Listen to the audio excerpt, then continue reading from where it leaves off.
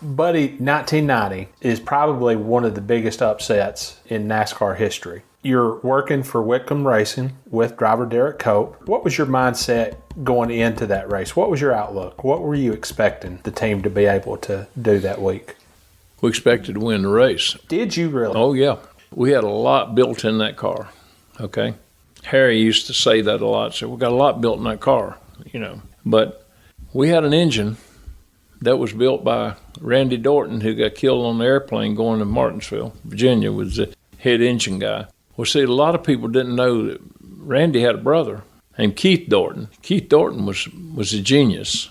And I think Keith Dorton still is doing motor stuff. I don't know, but Keith had worked a program with Harry Hyde back in the day with the tubes in the manifold and things. And we were fortunate enough to get one of those motors, okay? You know how I was fortunate enough? I got my car and went down there and begged him, please build me a motor for Daytona. And we got to Daytona. I told Derrike and I had a conversation. I said, every time that 3-car goes out, I said, I want you behind him. I want you to learn what you can learn from him. And if he pulls down pit road and he gets out of his car and goes to the men's room, I want you to follow him in there. I want you to draft him right in there to find out what's going on, okay? He laughed.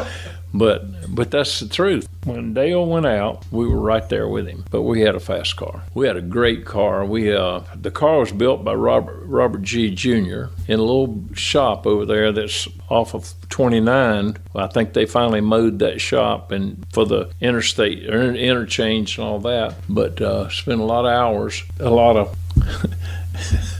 intriguing ingenuity. Now we're getting somewhere. Built that car, but it was legal. It was legal. Everything was legal to pass the templates and did the whole deal, but it was a fast car. And Derrike Cope was not, well, bless his heart. I put him to the extreme pressure on the last pit stop. Yeah, you did. He was screaming, loose, I'm loose. So we went out and knocked about 5 degrees of spoiler out of him. Out of it, not in it, but out of it. You mentioned that you kind of put him to the test on that last caution because you kept him on the racetrack to give him track position, but Dale comes in, takes on 4 tires, and almost as soon as the green flag falls for the restart, he goes blowing back by. What were you thinking at that point?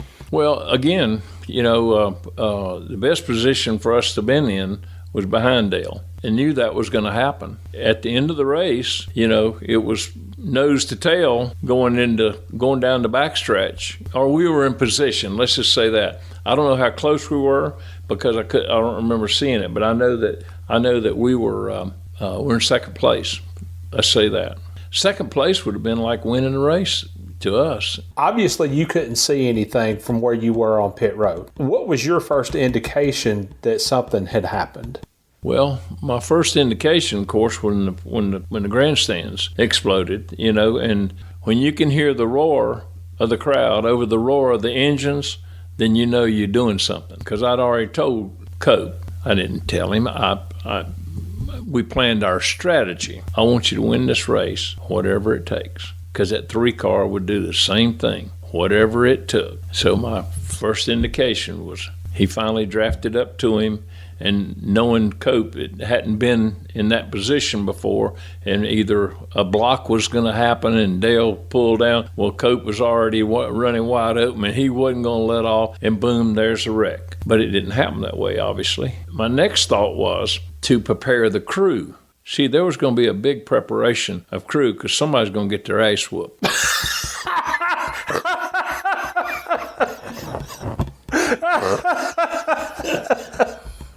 I'm going to tell you, there was an ass whipping coming, and not by Dale. I saved his little fanny many a times. My deal was that I was going to take chocolate. Okay, because chocolate was the biggest and the ugliest. Okay, I said, y'all give me chocolate. When he comes up here, y'all just let me have chocolate, and y'all take the rest of them, because chocolate's going to try to do all the damage. And so anyway, But it didn't happen that way. And, of course, Chocolate and them didn't come, and the rest is history.